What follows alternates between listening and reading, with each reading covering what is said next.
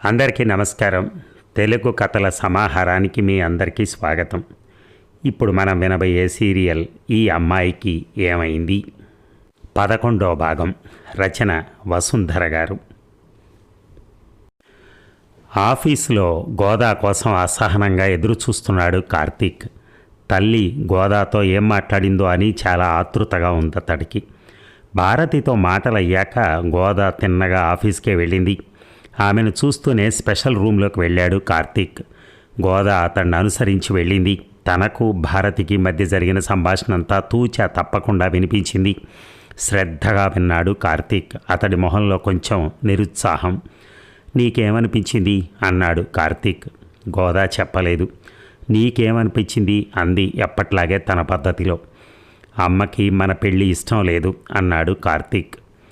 ఆ విషయం నువ్వు నన్ను ప్రేమించినప్పుడే నీకు తెలుసు అంది గోదా. కానీ అప్పటి పరిస్థితి వేరు. ఇప్పుడు సిస్ట రంగంలో ప్రవేశించింది అన్నాడు కార్తీక్. మీ అమ్మకి సిస్ట అంటే చాలా ఇష్టం అంది గోదా. అవును అన్నాడు కార్తీక్. నీకు కూడా సిస్ట అంటే చాలా ఇష్టమని మీ అమ్మగారు చెప్పారు అంది గోదా. ఇప్పటికీ సిస్ట అంటే నాకు ఇష్టమే, కానీ నాకు నువ్వంటే ప్రేమ అన్నాడు కార్తీక్. గోదా సంతృప్తిగా నవ్వింది. థ్యాంక్ యూ అంది. మా అమ్మ గురించి నీకేమనిపించింది? నిజాయితీగా చెప్పు. నువ్వేం చెప్పినా ఏమీ అనుకోను అన్నాడు కార్తీక్. గోదా వెంటనే బదులివ్వలేదు. ఆలోచిస్తున్నట్టుగా మొహం పెట్టింది. ఈలోగా ఇదిగో మళ్ళీ నీకేమనిపించింది అంటూ ఎదురు ప్రశ్న వేయకు. నీకేమనిపించిందో చెప్పు చాలు అన్నాడు కార్తీక్. గోదా చటుక్కున 2 చేతులు జోడించి కార్తీక్కి నమస్కరించింది. అదేమిటి అన్నాడు కార్తీక్ తడబడి. నీది మీ అమ్మగారి పోలిక. నీలో ఆమెను చూసి నమస్కరిస్తున్నాను అంది గోదా. కార్తీక్ ముఖంలో వెలుగు. నీకు మా అమ్మ నచ్చిందా అన్నాడు. ఇందాక చెప్పింది మర్చిపోయావా? నీకు భార్యనవ్వాలన్న కోరిక కంటే ఆమెకు కోడలిని అవ్వాలన్న భావనే నాకెక్కువ సంతోషాన్ని ఇస్తోంది అంది గోదా. అది వెటకారం అనుకున్నాను అన్నాడు కార్తీక్. గోదా చటుక్కున లెంపలేసుకుని మీ అమ్మగారిది గొప్ప వ్యక్తిత్వం. ఆమెతో నాకు అభిప్రాయ భేదాలు వచ్చినా సరే ఆమె వ్యక్తిత్వాన్ని మాత్రం తప్పు పట్టలేను. ఆమెతో వెటకారంగా మాట్లాడలేను అంది. పెళ్లికి ముందే అత్తగారి మీద ఇంత గౌరవం ప్రకటిస్తున్నావు? మా అమ్మ చాలా అదృష్టవంతురాలు అనిపిస్తోంది అన్నాడు కార్తీక్. అప్పుడే మన పెళ్లి గురించి మాట్లాడకు. ఇంకా ఇప్పుడే యుద్ధం మొదలైంది. విజేతలు ఎవరో అప్పుడే చెప్పలేం అంది గోదా. అదేమిటి? ఇక్కడ నిర్ణయం నాది కదా. నా నిర్ణయం అయిపోయిందిగా, ఇక యుద్ధం దేనికి అన్నాడు కార్తీక్. అలాగైతే ఎప్పుడో లోక్సభ ఆమోదించిన జీఎస్టీ బిల్లు పాస్ అవ్వటానికి ఈ ఆగస్టు 8 దాకా ఆగాల్సి వచ్చేది కాదు. ప్రతి లోక్సభకి ఒక రాజ్యసభ ఉంటుందని మర్చిపోకూడదు అంది గోదా. రాజ్యసభ అంటే ఎవరో కార్తీక్ అప్పుడు తెలియలేదు. బహుశా గోదాకు తెలిసుండదు. ప్రస్తుతం గోదా టెన్షన్లో ఉంది. అమ్మ ప్రశాంతంగా ఉన్నట్టు అనిపిస్తోంది. ఇద్దరూ ప్రశాంతంగా ఉండే రోజు త్వరగా వస్తే బాగుండు అనుకున్నాడు కార్తీక్. కానీ అతడు అనుకున్నట్టు భారతి ఇంట్లో ఏ ప్రశాంతంగా లేదు. ఆమె ప్రశాంతంగా ఏమీ లేదు. గోదాను మించిన టెన్షన్లో ఆమె కూడా కొట్టుమిట్టాడుతోంది. ఇక ఒక రాత్రంతా ఆలోచించింది భారతి. కొడుకు ఇప్పుడు గోదా వ్యామోహంలో ఉన్నాడు. ఆ అమ్మాయి చెడ్డది కాదు, పెద్దింటి కోడలు కావాలని ఆశపడుతోంది. అందుకు తన వైపు నుంచి పథకాలు వేయలేదు, కుతంత్రాలు పన్నలేదు. అదృష్టం కలిసొచ్చింది. ఆ అదృష్టాన్ని నిలబెట్టుకోవాలని తాపత్రయపడుతోంది. సిస్టర్ రంగంలో లేకపోతే కులంతో నిమిత్తం లేకుండా మనస్ఫూర్తిగా కోడల్ని చేసుకునేదేమో ఆమెని. సిస్టర్ రంగంలో ఉండగా గోదాను తను ఆమోదించలేదు. కానీ పరిస్థితి విషమంగా ఉంది. ఏం చేయాలి? ఇదంతా తమ్ముడు చేసిన నిర్వాకం. పరిస్థితి అతడికే చెప్పి కింకర్తవ్యం ఏమిటన్నది ఆలోచించాలి. ఈ ఆలోచన రాత్రి 12కి వచ్చింది భారతికి. అప్పటికప్పుడు తమ్ముడికి ఫోన్ చేసింది. బహుశా రవికిరణ్ కూడా ఇలాంటి మనస్థితిలో ఉన్నాడేమో. ఆమె ఫోన్ చేయగానే తీశాడు. రేపొకసారి స్కైప్లోకి రారా, పర్సనల్గా మాట్లాడాలి అంది భారతి. అతడు ఆతృతగా ఏమేమో అడిగాడు. ఆమె ఏమీ చెప్పలేదు. మర్నాడు 11 గంటలకు వాళ్ళ సమావేశం ఫిక్స్ అయింది. ఆ సమయానికి ల్యాప్టాప్ ముందుంది భారతి. ఎదురుగా ల్యాప్టాప్ తెర మీదకి రవికిరణ్ ఉన్నాడు స్కైప్లో. చెప్పక్క అన్నాడు రవికిరణ్. గోదా చాలా తెలివైంది, మంచిది, నిజాయితీ పరురాలు అంది భారతి. రవికిరణ్ ముఖం చిట్లించాడు. ఆ అమ్మాయిని పొగట్టం అవసరమా ఇప్పుడు అన్నాడు. ప్రత్యర్థిలో గొప్పతనాన్ని గుర్తించకపోవటానికి ఇది రాజకీయం కాదు, జీవితం. తన గురించిన వాస్తవాలు తెలుసుకుంటేనే మనం ముందుకు వెళ్ళగలం అంది భారతి. వాస్తవాలు తెలుసుకున్నావుగా, ముందుకెళ్ళటం ఎలాగో చెప్పు అన్నాడు రవికిరణ్. నీకెప్పుడు తొందరే, ఆ తొందరపాటే ఈ పరిస్థితి తీసుకొచ్చింది మందలించింది భారతి.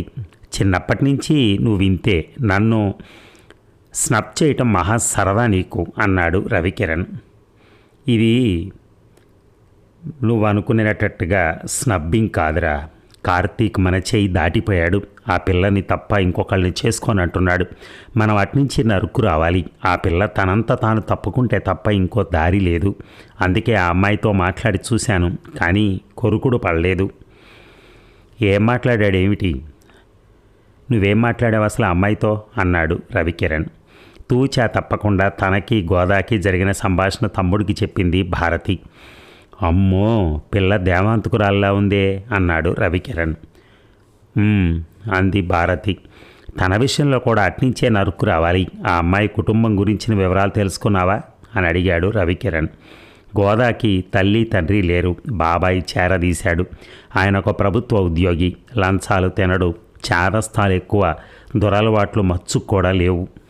ఇంకా చెప్పబోతూ ఉంటే, ఆపవే బాబు, మహాత్మాగాంధీని బ్రిటిష్ వాళ్ళైనా లొంగదీయగలిగేవారేమో కానీ ఇలాంటి వాడిని నేనెక్కడ ట్యాకిల్ చేయగలను అన్నాడు రవికిరణ్ నిరుత్సాహంగా. కార్తీక్, మనకే అవకాశం వదలలేదురా. ఇక నాకున్నది ఒక్కటే ఆశ. నేను సిస్టర్ కార్తీక్ని ఎంతలా ప్రేమించిందో ఆ అమ్మాయికి వివరంగా చెప్పాను. దాని ప్రభావం వెంటనే కాకపోయినా కొన్నాళ్లలో ఆమె పైన పడుతుందని నా ఆశ అంది భారతి. రవికిరణ్ పెదవి విరిచాడు. తంతే బూరెల గంపలో పడింది. తనలో మార్పు రావటం కల్లా మనమే ఏదో ఒకటి చేయాలి అన్నాడు. సిస్టర్ చేత మరి కార్తీక్తో మాట్లాడిస్తావా అంది భారతి. లాభం లేదే, అది ఎవరితోనూ మాట్లాడదట. కొన్ని తీర్థయాత్రలు అయ్యాయి. చిలుకూరి వెంకటేశ్వరుడి గుడి చుట్టూ 11 ప్రదక్షిణాలు చేసొచ్చింది. తిరుపతి వెంకన్న, బెజవాడ కనకదుర్గ అయ్యారు. ఇక దాని జాబితాలో కొందరు దేవుళ్ళు ఉన్నారు, మనుషులు ఎవరూ లేరు అన్నాడు రవికిరణ్. అదే కరెక్టేమోరా. ఈ విషయంలో మనుషుల వల్ల పని జరిగేలా లేదు అంది భారతి. దేవుడు తన కోరిక తీరుస్తాడని దానికి ఏదో ధీమా ఉంది. కానీ నేను మాత్రం నా వైపు నుంచి మానవ ప్రయత్నం చేయాలని అనుకుంటున్నాను. ఆ గోదాదేవి బాబాయిని టార్గెట్ చేసి చూస్తాను అన్నాడు రవికిరణ్. జాగ్రత్త, బెడిసి కొట్టకుండా చూసుకో అని హెచ్చరించింది భారతి. ఇక భూమి గుండ్రంగా ఉంటుంది. మనం హోటల్ న్యూ సెంచరీలో చిట్చాట్ రూమ్లో జయంత్ ప్రేమ కథతో మొదలెట్టి సిస్టర్ను పిచ్చిదాన్ని చేసి కార్తీక్ ప్రేమ కథలోకి వెళ్ళిపోయి ఎక్కడెక్కడో తిరిగేశాం. మళ్ళీ ఇప్పుడు జయంత్తో కలిసి అదే చిట్చాట్ రూమ్కి వచ్చాం. వెళ్ళి చాలా కాలమైందిగా. ఒక్కసారి చిట్చాట్ రూమ్ గురించి మననం చేసుకుందాం. అది హోటల్ న్యూ సెంచరీలో ఒక చిట్చాట్ రూమ్. గదిలో స్నానానికి అటాచ్డ్ బాత్ ఉంది. చూడటానికి టీవీ ఉంది. చల్లబడ్డానికి ఏసీ ఉంది. ఒక్క తగ్గడానికి ఫ్యాన్ ఉంది. తిక్క తగ్గడానికి తగినంత ఏకాంతం ఉంది. గది మధ్యలో ఒక పెద్ద సోఫా కమ్ బెడ్. దాని మీద ఒక మూలగా ఏసీ రిమోట్. సోఫా ఎదుట 2 కుర్చీలు. సోఫాకి కుర్చీలకి మధ్య ఒక టీపాయ్. దాని మీద టీవీ రిమోట్. గదిలో ఓ మూలగా వార్డ్రోబ్. మరో మూల చిన్న ఫ్రిడ్జ్. ఇన్ని ఉన్నా దాన్ని చిట్చాట్ రూమ్ అనే అంటారు. దాని అద్దె గంటకు 1000 రూపాయలు. స్నేహితులు, ప్రేమికులు కాసేపు కబుర్లు చెప్పుకుందుకు వస్తారు అక్కడికి. కబుర్ల మధ్య ఏమైనా తినాలన్నా తాగాలన్నా ఆర్డర్ ఇచ్చి తెప్పించుకోవచ్చు. ఆల్కహాల్ అక్కడ నిషిద్ధం. అక్కడ దొరికే ప్రైవసీ ఇంట్లో కూడా దొరకదంటారు. గది గోడలకు చెవులుండవట. ఆర్డర్ ఇచ్చినప్పుడు బేరర్ తప్ప యమదూతలు కూడా గదిలో అడుగు పెట్టరట. గదిలో ఉన్నవాడు నయీం అని తెలిసినా ఎన్కౌంటర్ చేయడానికి పోలీసులైనా సరే అతగాడు గది తలుపులు తెరుచుకుని బయటకు వచ్చేదాకా ఆగాల్సిందే. అది అక్కడ ప్రైవసీ విశిష్టత. గది అద్దెకు తీసుకోవాలంటే ఐడెంటిటీ పక్కాగా ఉండాలి. Ration card, Aadhaar card, passport వీటిలో ఏదో ఒకటి లేనిదే లోపలికి అనుమతి లభించదు. నగరంలో న్యూ సెంచరీ హోటల్కి మంచి పేరుంది. అక్కడ అవినీతి కార్యకలాపాలు జరిగిన దాఖలా ఒక్కటైనా లేదు. అక్రమ సంబంధాలకి, రహస్య కార్యకలాపాలకి ఆ గది అనుకూలమే. కానీ ఆ వ్యవహారాల్ని రహస్యంగా ఉంచాలనుకునే వారికి ఆ గది అనుకూలం కాదు. ఎందుకంటే ఏం చేశారో తెలియకపోయినా చిట్ చాట్ రూమ్లో ఎవరు ఎప్పుడు ఎంతసేపు గడిపారో ఖచ్చితమైన రికార్డు ఉంటుంది. న్యూ సెంచరీలో చిట్ చాట్ అంటే అది హోదాకు చిహ్నమే తప్ప రహస్య కార్యకలాపాలకు కాదు. అంతా ఆడవాళ్ళు కావచ్చు, అంతా మగవాళ్ళు కావచ్చు, లేదా కొందరు ఆడ కొందరు మగ కూడా కావచ్చు. చిట్చాటికి కనీసం 2 ఉండాలి. 4కి మించకూడదు. బుకింగ్ టైం గంటకు తగ్గకూడదు. 4 గంటలకి మించకూడదు. అది నియమం. అప్పుడు ఒకరోజు సాయంత్రం 4 నుంచి 8 దాకా చిట్చాట్ రూమ్ బుక్ చేశాడు భాగ్యవంతుడైన యువకుడు జయంత్. అతడు రవళి అనే మధ్యతరగతి అమ్మాయిని ప్రేమించాడు. తన తండ్రి పెళ్లి ఒప్పుకోవటం కోసం తాత్కాలికంగా కట్నం ఇస్తే ఆ తర్వాత తన ఆమె కుటుంబానికి ఆర్థికంగా సహాయపడగలనని కూడా చెప్పాడు. తనని కట్నం అడగటమే అవమానం అన్న స్వాభిమానంతో ఆమె అతడిని తిరస్కరించింది. తర్వాత అతడు దిగి వచ్చినా సరే ఆమె ఒప్పుకోలేదు. తన ప్రేమ తనకు దక్కే ఉపాయం చెప్పమని కార్తీక్ని, విలువలకు ప్రాధాన్యం ఇచ్చే అశోక్ అనే మిత్రుడిని కోరాడు జయంత్. అప్పుడు ఆ సమావేశం ఈ హోటల్లో చిట్చాట్ రూమ్లోనే జరిగింది. ఇప్పుడు సమావేశంలో జయంత్, అశోక్లు ఉన్నారు కానీ కార్తీక్ లేడు. రూమ్ బుక్ చేసింది కూడా జయంత్ కాదు, అశోక్. ఇక మనకిక్కడ 4 గంటల టైం ఉంది. అది చాలా ఎక్కువ అని నేను అనుకుంటున్నాను. నువ్వు మాత్రం చాలా తక్కువ అని అనుకోవాలి అన్నాడు అశోక్ సంభాషణకు ఉపక్రమిస్తూ. ఎందుకని అడిగాడు జయంత్. నేను మాట్లాడేది నా జీవితానికి ముఖ్యమని కాసేపు అనిపించవచ్చు, లేదా మనం మాట్లాడుకునేది కార్తీక్ కోసం అని కూడా కాసేపు అనిపించవచ్చు. ఆ ఆలోచనల్లో పడి నువ్వు చాలా సమయాన్ని వృధా చేసుకోవచ్చు. కానీ ఇక్కడ ఇప్పుడు మనిద్దరం ఏం చర్చించినా నీకోసమే. ఆ విషయం దృష్టిలో పెట్టుకుని నేను చెప్పే ప్రతి విషయాన్ని శ్రద్ధగా విని లోతుగా ఆలోచించి నీ అభిప్రాయం చెప్పాలి. ఆగాడు అశోక్. అంటే అడిగాడు జయంత్. నేను రామాయణం గురించి మాట్లాడచ్చు, డొనాల్డ్ ట్రంప్ ప్రసక్తి తీసుకురావచ్చు, రాహుల్ గాంధీ ఆర్ఎస్ఎస్ వ్యవహారం ప్రస్తావించవచ్చు, ఆంధ్రాకి ప్రత్యేక హోదా గురించి చర్చించవచ్చు. ఏం చెప్పినా అది నీ ప్రయోజనానికి అని నమ్మి చర్చలో పాల్గొనాలి అన్నాడు అశోక్. ఆ సబ్జెక్ట్స్కి నాకు సంబంధం ఏమిటి అన్నాడు జయంత్. అవే మాట్లాడతానని నేను అన్నానా? ఉదాహరణకి చెప్పాను అంతే. ఇక్కడ ఇప్పుడు మనిద్దరం ఏం చర్చించినా నీకోసమేనని నమ్ము. అనుమానాలు పెట్టుకుంటే బంగారం లాంటి సమయం వృధా అయిపోతుంది అన్నాడు అశోక్. అంతా నా కోసమే అయితే ఈ చిట్చాట్కి నువ్వెందుకు పే చేస్తున్నట్టు? అదిగో మళ్ళీ అనుమానం అన్నాడు అశోక్. జయంత్ సోఫాలో వెనక్కి వాలాడు. చెప్పు అన్నాడు. ఎంతవరకు వచ్చింది నీ ప్రేమ కథ అడిగాడు అశోక్.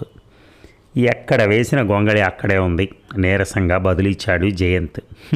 ఆ రోజే అనుకున్నాను అన్నాడు అశోక్. అవునా? మరి ఆ రోజు 4 గంటలున్నాం ఈ గదిలో. ఎక్కువ నువ్వే మాట్లాడావు. నా లోపల నాకు అర్థమైందనిపించింది. సమస్యకు పరిష్కారం దొరికినట్టే అనుకున్నాను. సంతోషంగా విడిపోయాం. నా ప్రేమ ఫలించదని అప్పుడే అనుకుంటే మరి ఆ విషయం అప్పుడే ఎందుకు చెప్పలేదు అన్నాడు జయంత్ ఉక్రోషంగా. ఎందుకంటే నీ ప్రేమ ఫలించాలని అప్పుడు నేను కోరుకోలేదు అన్నాడు అశోక్. ఎందుకని అన్నాడు జయంత్.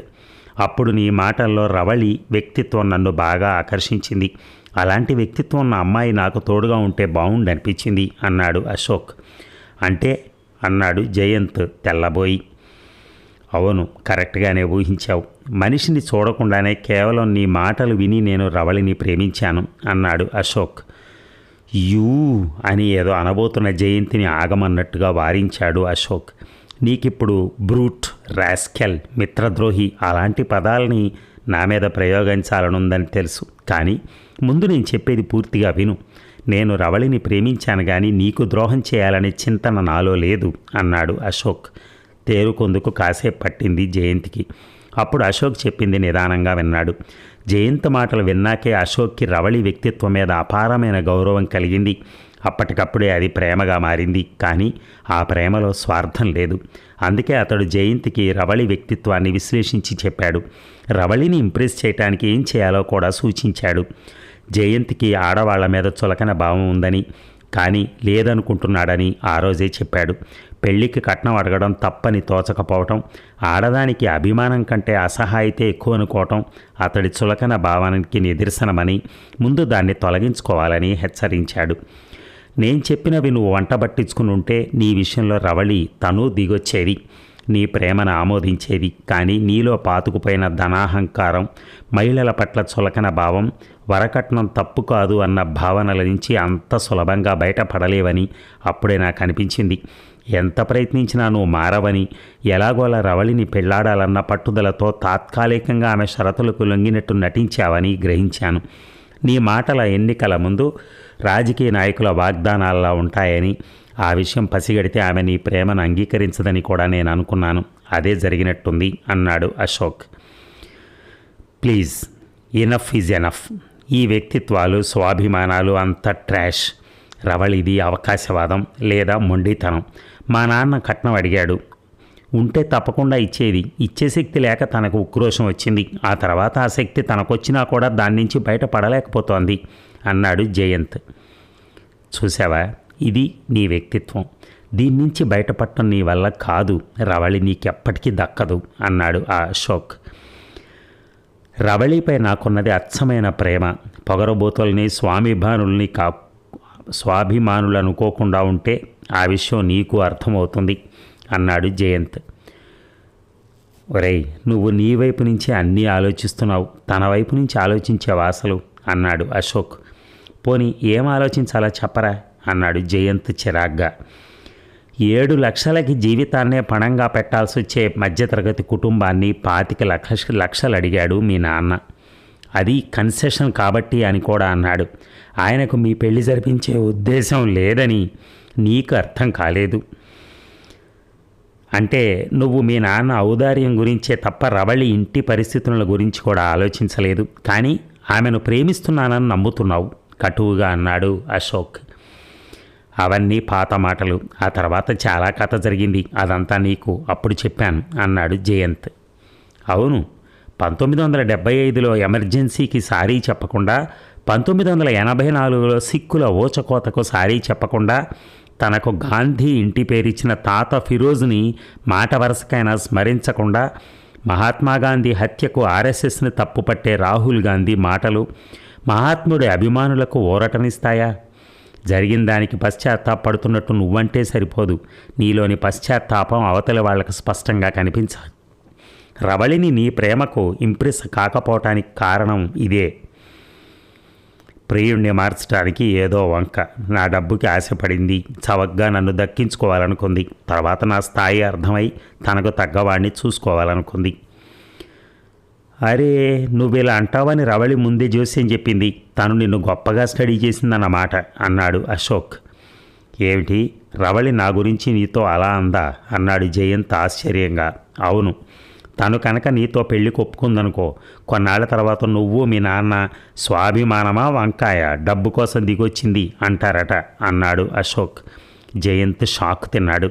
తేరుకోవటానికి కొన్ని క్షణాలు పట్టింది. తనతో పెళ్లికి ఒప్పుకోనప్పుడు తన ఆమెను పొగరబోతూ అన్నాడు. ఎలాగోలా పెళ్ళైతే మాత్రం ఏసడించడం నమ్మకం ఏమిటి? అంటే రవళి నీకు నా గురించి చెప్పుకునే అంత దగ్గరైందన్నమాట అన్నాడు జయంత్. గొంతులో కోపం లేదు, బాధ ఉంది. అవును, ఆమెకు ఓదార్పు కావాలి. అది నా నుంచి లభించింది. అయితే నిన్ను పెళ్లి చేసుకోవటానికి ఒప్పుకుందా? జవాబు తెలిసినట్లే నీరసంగా అడిగాడు జయంత్. ఒప్పుకునేదేమో నిన్ను మనసారా ప్రేమించి ఉండకపోతే అన్నాడు అశోక్.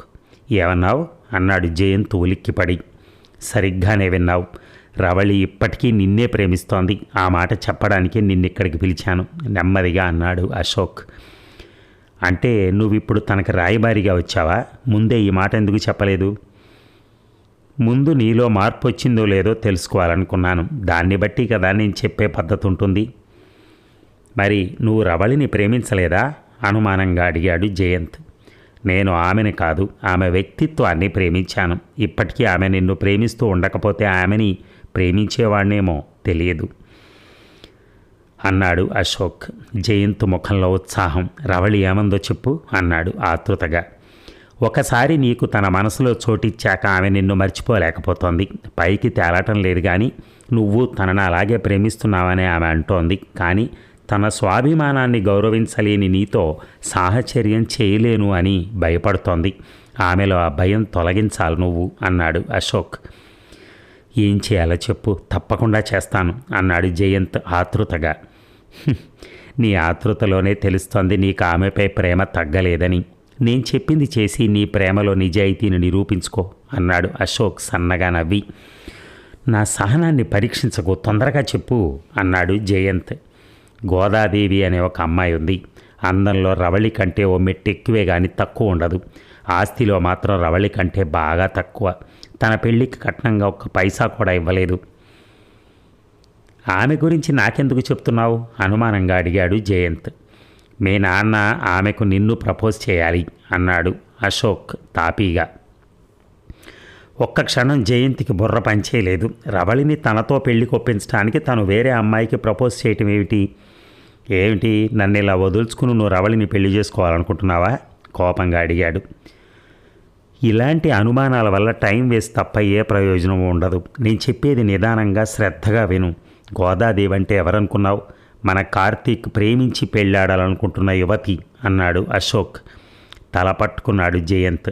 నేను రవళిని పెళ్లి చేసుకోవటానికి కార్తీక్ ప్రేమించి పెళ్ళాడాలనుకుంటున్న గోదాదేవికి ప్రపోజ్ చేయాలా? నువ్వేం మాట్లాడుతున్నావో నీకు అర్థమవుతోందా అన్నాడు. అర్థమవుతోంది. కార్తీక్ని ప్రేమించిన శిష్టకి గోదాదేవి అడ్డు తొలగటానికి ఇదొక్కటే మార్గం అన్నాడు అశోక్. జయంత్ అతడికి 2 చేతులు జోడించి, బాబు, ఈ శిష్ట ఎవరు మళ్ళీ అన్నాడు. శిష్ట రవళికి స్నేహితురాలు. నువ్వు శిష్టకు సాయం చేస్తే రవళి గతంలో జరిగిన దానికి నిన్ను క్షమిస్తుంది అన్నాడు అశోక్. ఏమిటో అంతా గజిబిజిగా ఉంది. ఒక్కసారి నాకు కాస్త అర్థమయ్యేలా చెప్తావా అన్నాడు జయంత్. అశోక్ గొంతు సవరించుకున్నాడు. జయంత్ చెవులు రిక్కించాడు. ఇక శిష్ట మంచితనాన్ని నమ్ముకున్న ఒక విశిష్ట యువతి. ఎదుటి వాళ్ళకి సాయపడటం కోసం అవసరమైతే ఎంత ప్రమాదానికైనా తెగించగల స్నేహపాత్రురాలు. ఒక్కసారి శిష్ట రవళికి జీవితంలో మర్చిపోలేని సాయం చేసింది. ఆ కృతజ్ఞత భారం కొంతైనా తగ్గించుకోవాలని రవళి ఆశయం. కార్తీక్ శిష్ట ఇద్దరూ బావమరదళ్ళు. చిన్నప్పటి నుంచి ప్రేమించుకున్నారు. 2 కుటుంబాల మధ్య వచ్చిన అపార్థాల వల్ల కార్తీక్ మనసు తాత్కాలికంగా ఆమెపై విరిగిపోయింది. ఆ పరిస్థితుల్లో అతన్ని గోదాదేవి ఆకర్షించింది. అతడు ఆమెను పెళ్లి చేసుకుంటానని మాటిచ్చాడు. ఇప్పుడు అది వెనక్కి తీసుకోలేని పరిస్థితి. ఈ పెళ్లి ఆపగలిగింది గోదాదేవి బాబాయ్ సీతారామయ్య ఒక్కడే. జయంత్ గోదాదేవితో పెళ్లికి ప్రపోజ్ చేసి ఆ పెళ్లి ఆగిపోయే పరిస్థితి తీసుకురావాలి. ఈ వ్యవహారంలో జయంత్ తండ్రి రామేశ్వర్ ముఖ్య పాత్ర వహించాలి. ఆయన తన వ్యాపారం బుర్రను ఉపయోగించి అనుకున్నది సాధించాలి. అప్పుడు రవళి తమ పెళ్లికి రామేశ్వర్ కూడా సుముఖుడే అని నమ్ముతుంది. ఆయన్ని సుముఖుణ్ణి చేసే బాధ్యత జయంత్ది. ఇక అర్థమైందా అన్నాడు అశోక్. కానీ నువ్వు వద్దంటున్నా నాకు ఈ వ్యవహారంలో చాలా అనుమానాలు కలుగుతున్నాయి. అడగనా అన్నాడు జయంత్. అడుగు అన్నాడు అశోక్. గోదాదేవి మధ్యతరగతి యువతి. ఆమెను కార్తీక్ ప్రేమించాడు. వాళ్ళ ప్రేమ చెడగొట్టడానికి నేను గోదాదేవితో పెళ్లికి ప్రపోజ్ చేయాలన్నావు. కానీ ఆ తర్వాత నేను గోదాదేవిని పెళ్లి చేసుకోనక్కర్లేదని, రవళిని పెళ్లి చేసుకోవచ్చని అన్నావు. ఈ వ్యవహారంలో గోదాదేవి రెంటికి చెడ్డ రేవడవుతుంది. అది అన్యాయం కదా అన్నాడు జయంత్. Very good. నువ్వు నీ స్వార్థం గురించి కాక ఎదుటి వాళ్ళకి జరిగే అన్యాయం గురించి ఆలోచిస్తున్నావు. చాలా గొప్ప మార్పు. ఇది రవళికి చెప్పాలి అన్నాడు అశోక్. అది నా సందేహానికి సమాధానం కాదు అన్నాడు జయంత్. గోదాదేవికి ఏమీ అన్యాయం జరగదు. అవసరమైతే ఆమెను పెళ్లి చేసుకునేందుకు నేనున్నాను అన్నాడు అశోక్. ఎంత సింపుల్గా చెప్పావు. ఇందాక రవళిని పెళ్లి చేసుకునేందుకు రెడీ అన్నావు. ఇప్పుడు గోదాదేవిని పెళ్లి చేసుకునేందుకు రెడీ అంటున్నావు. ఆడదానికి మనసుంటుందని, ఆ మనసుతో ఆటలాడుకోవటం ఘోర తప్పిదమని నీకు అనిపించటం లేదా అన్నాడు జయంత్. మళ్ళీ మెచ్చుకుంటున్నాను. నీలో చాలా మార్పు వచ్చింది. మన సమాజంలో మగాళ్ళందరిలోనూ ఇలాంటి మార్పు వస్తే ప్రతి ఆడపిల్లకి మనసు అనేది బ్రతికుంటుంది అన్నాడు అశోక్. అంటే చాలామంది మధ్యతరగతి ఆడపిల్లలకి యుక్త వయసు కాస్త ముందు నుంచే మనసు చావటం మొదలవుతుంది. పెళ్ళయ్యే సమయానికి అది పూర్తిగా చచ్చిపోతుంది. గోదాదేవిది అలాంటి జీవితం. ఆమె భర్త పతి సావిత్రుళ్లాగా యముణ్ణి వెంటాడితే తప్ప ఆ మనసు మళ్ళీ బ్రతకదు. పెళ్లి చేసుకుని అలాంటి పతి సావిత్రుణ్ణి కావాలని నా కోరిక అన్నాడు అశోక్. నన్ను రవళికి కాకుండా చేసి ముక్కు మొహం తెలియని ఒక గోదాన్ని నాకు అంటగట్టడానికి ఇది ఏమైనా ట్రాప్ కాదు కదా అన్నాడు జయంత్ అనుమానంగా. మై డియర్ ఫ్రెండ్, మన స్నేహితులం. స్నేహాన్ని నమ్మి చెడిన వారు లేరు. ఏదో అన్నావు కానీ నీకు నీ మీద కంటే కూడా నా మీద ఎక్కువ నమ్మకం అని నాకు తెలుసు. నాకు కూడా నీ మీద ఎంత నమ్మకమో అందుకు రుజువులు అవసరం లేదని కూడా తెలుసు. అయినా కావాలంటే ఇప్పుడు మనం మాట్లాడుకున్నదంతా ఒక కాగితం మీద రాసి అన్నిటికీ నేనే బాధ్యుడని సంతకం కూడా పెట్టిస్తాను అన్నాడు Ashok. Thanks for the offer. కానీ ఇంకో సందేహం ఉంది నాకు. నువ్వేమో ఆ సిస్టర్ని ఆకాశానికి ఎత్తేసి మంచికి మారు రూపం అని అన్నావు. తన బావ ప్రేమించిన అమ్మాయిని రంగం నుంచి తప్పించడానికి ఇప్పుడు ఆమె చేస్తున్న మోసంలో క్రూరం, ఘోరం, నేరం లేవంటావా? అలాంటి అమ్మాయికి సాయపడాలని ఇలాంటి పథకాన్ని రూపొందించిన రవళి మాత్రం మంచి అమ్మాయి అనిపించుకుంటుందా అన్నాడు జయంత్. ఓహో, నీకు ఆ విషయం చెప్పలేదు కదూ. ఇది ఆమెకు తెలియకుండా ఆమె తండ్రి రవికిరణ్ చేస్తున్న వ్యవహారం. సిస్టా అయితే ఇలాంటి పథకానికి ఒప్పుకోదు. ఆయన తన కూతురు ప్రేమ సమస్య పరిష్కారానికి ప్రయత్నిస్తున్నట్టుగా కార్తీక్ ద్వారా నాకు తెలిసింది. నేను ఆ విషయం రవళికి చెప్పాను. మరి ఆమెకు మనసులో నీ మీద ఎంత ప్రేమ దాగుందో ఏమో. వెంటనే ఈ ప్రపోజల్ తెచ్చింది. నేను సిస్టర్ తండ్రిని కలుసుకుని విషయం చెప్పాను. ఆయన మన సమావేశం ఏర్పాటు చేశాడు. ఈ చిట్చాట్ రూమ్ అద్దె కడుతుంది ఆయనే, నేను కాదు అన్నాడు అశోక్. స్వయాన కన్న తండ్రి ఇలాంటి వ్యవహారానికి పూనుకుంటే కూతురికి విషయం తెలియదని నన్ను నమ్మమంటావు అపనమ్మకంగా అన్నాడు జయంత్. తెలిసిందే అనుకో. ఆమె తండ్రికి అడ్డుపట్టం భయం. అడ్డుపడలేదే అనుకో. ఆమె విశిష్టతకు ఏమాత్రం భంగం కలిగించని మరేదో కారణం ఉండి ఉంటుంది. ఈ విషయమే మరి చర్చలు అనవసరం. నువ్వు తక్షణం రంగంలోకి దిగాలి అన్నాడు అశోక్. అంటే ఇప్పుడు నేను మా నాన్నని ఈ వ్యవహారానికి ఒప్పించాలి అన్నాడు జయంత్ స్వగతంలాగా. అశోక్ తేలిగ్గా నిట్టూర్చాడు. జయంత్ రంగంలోకి దిగుతున్నాడని అతనికి అర్థమైంది. ఇక ఖరీదైన కారు ఒకటి ఆ భవనం ముందు ఆగింది. ఫ్రంట్ డోర్ తీసుకుని కారులోంచి దిగిన డ్రైవర్ వెనక్కి వెళ్ళి బ్యాక్ డోర్ తెరిచి పట్టుకున్నాడు. అందులోంచి దిగాడు రామేశ్వర్. ఒళ్ళు మెలమెల, ఒంటి మీద బట్టలు తళతళ, మెడలో గొలుసు, చేతికి బ్రాస్లెట్, వేళ్లకు ఉంగరాలు తళతళ. రామేశ్వర్ కారు పార్క్ చేసుకోమని డ్రైవర్కి చెప్పాడు. తన ముందున్న ప్రభుత్వ కార్యాలయ భవంతిని చూసి రావాల్సిన చోటుకే వచ్చానని అనుకున్నాడు. హుందాగా ముందుకు నడిచి ఆఫీస్ హాల్లో అడుగుపెట్టాడు. హాలు నిండా అటు ఇటు బల్లలు. ప్రతి బల్ల మీద పేరుకున్న ఫైల్స్. ఆ వెనక ఒక కుర్చీ, అందులో ఒక మామూలు మనిషి. ఆ వెనక గోడను ఆనుకుని బీరువాలు. ఫర్నిచర్కి కానీ మనుషులకు కానీ మిలమిలలు, కళకళలు, తళతళలు లేవు. రామేశ్వర్ ఒక బల్ల ముందు ఆగాడు. బల్ల వెనకున్న యువకుడి చేతిలో దినపత్రిక ఉంది. అడుగుల చప్పుడు విని పత్రిక మడిచి బల్ల మీద పెట్టి రామేశ్వర్ని చూసి, ఖరీదైన మనిషిలా ఉన్నాడే అనుకుంటూ, ఎవరు కావాలి అని అడిగాడు. సీతారామయ్య గారు అన్నాడు ఆ వ్యక్తి. ఆ యువకుడు ఆశ్చర్యంగా అతన్ని చూసి, పని ఆఫీస్తోనా ఆయనతోనా? ఆఫీస్తో పని అయితే ఆయన వల్ల అవ్వదు అన్నాడు. రామేశ్వర్ నవ్వాడు. ఆయనతోనే పని అని. పెద్దసారు పిలిస్తే వెళ్ళాడు. ఇదిగో ఆయన సీట్ అది అంటూ ఒకవైపు చూపించాడు. అన్ని సీట్లు లాగే ఉంది ఆ సీటు, కానీ ఆ బల్ల ముందు కుర్చీలు లేవు. ఆయన బల్ల దగ్గర కుర్చీలు ఉండవు, ఎందుకంటే ఆయనకి విజిటర్స్ ఉండరు. పక్క బల్ల ముందున్న కుర్చీ ఒకటి లాక్కొని కూర్చోండి సార్ అన్నాడు ఆ యువకుడు. ఆయన రావడానికి ఎంతసేపు పడుతుంది అడిగాడు రామేశ్వర్. చెప్పలేము సార్, 2 నిమిషాలు రావచ్చు, 2 గంటలు పట్టచ్చు. పెద్ద సారు మూడును బట్టి ఉంటుందంతా. ఆయన వదలాలి కానీ సీతారామయ్య గారు వెంటనే వచ్చి సీట్లో వాలిపోతాడు. ఆయనకి కాఫీ, టీ, సిగరెట్ వగైరా అలవాట్లు లేవు. ఆఫీస్కి వచ్చాడంటే ఆఫీస్ పని తప్ప మరో ధ్యాస ఉండదు అన్నాడు ఆ యువకుడు. రామేశ్వర్ సీతారామయ్య సీటు వద్దకెళ్ళాడు. పక్క సీటు ముందున్న కుర్చీ ఒకటి లాక్కుని కూర్చున్నాడు. అరగంట తర్వాత సీతారామయ్య తన సీట్లోకి వచ్చాడు. సీనియర్ ఎన్టీఆర్ మిస్సమ్మ రోజుల్లో వేసుకున్న బ్యాగీ ప్యాంటు, నిలువు చారల బుష్ షర్టు, సుమారైన ఎత్తు, అంతకంటే సుమారైన మనిషి. అతడు రాగానే రామేశ్వర్ లేచి నిలబడ్డాడు. ఆయనే సీతారామయ్య అని నిర్ధారించుకున్నాడు. నా పేరు రామేశ్వర్. తెలుగునాట 4 ఊళ్ళలో వ్యాపారాలున్నాయి. మీతో పనుండొచ్చాను. బయటికి వెళ్ళి మాట్లాడుకుందామా అన్నాడు. ఇంకొక అరగంట ఆగితే లంచ్ టైం, అప్పుడు మాట్లాడుకుందాం. ఇంతకీ మీరు వచ్చిన పనేమిటి? పర్సనలా అన్నాడు సీతారామయ్య. పర్సనలే అన్నాడు రామేశ్వర్. సీతారామయ్య ఆయన్ని ఎగాదిగా చూశాడు. నాతో మీకు పర్సనల్ ఏముంటుంది అన్నాడు. ఆ గొంతులో ఆశ్చర్యం, కొంచెం అనుమానం. చాలా ఉన్నాయి. క్షణం తటపటాయించి, మీ అబ్బాయికి ఎంసెట్లో మంచి ర్యాంక్ రాలేదు. ఇంజనీరింగ్లో మంచి బ్రాంచ్ తీసుకుని మంచి కాలేజీలో చదవాలంటే ఫ్రీ సీటు దొరకదు. ఎంసెట్లో మంచి ర్యాంక్ రాని కుర్రాళ్ళని మంచి కాలేజీలకి స్పాన్సర్ చేయటం నాకు అలవాటు అన్నాడు రామేశ్వర్. మంచి ర్యాంక్ రాని వాళ్ళనే ఎందుకు బ్రిలియంట్ స్టూడెంట్స్కి ఇస్తే మీకు పేరు వస్తుందిగా అన్నాడు సీతారామయ్య. గొంతులో అదే ఆశ్చర్యం, అదే అనుమానం. నాకు ఈ ఎంసెట్ ర్యాంకింగ్ల మీద అంత నమ్మకం లేదు. కోచింగుల్లో తోమగా కొందరు, పేపర్లు లీక్ చేయించుకుని కొందరు, కాపీలు కొట్టి కొందరు, డబ్బులిచ్చి కొందరు ర్యాంకులు తెచ్చుకుంటున్నారు. ఈ సిస్టంలో ఎమడలేని కొందరు పాపం బ్రిలియంట్ అయినా కూడా మంచి ర్యాంకులు తెచ్చుకోలేకపోతున్నారు. అలాంటి వాళ్ళను గుర్తించడానికి మాకు ఒక సర్వే డిపార్ట్మెంట్ ఉంది. అందులో మీ అబ్బాయి పేరు వచ్చింది అన్నాడు రామేశ్వర్. సీతారామయ్య కళ్ళల్లో చిన్న మెరుపు. రామేశ్వర్ని ప్రసన్నంగా చూసి ఆ వెంటనే వాచి చూసుకున్నాడు.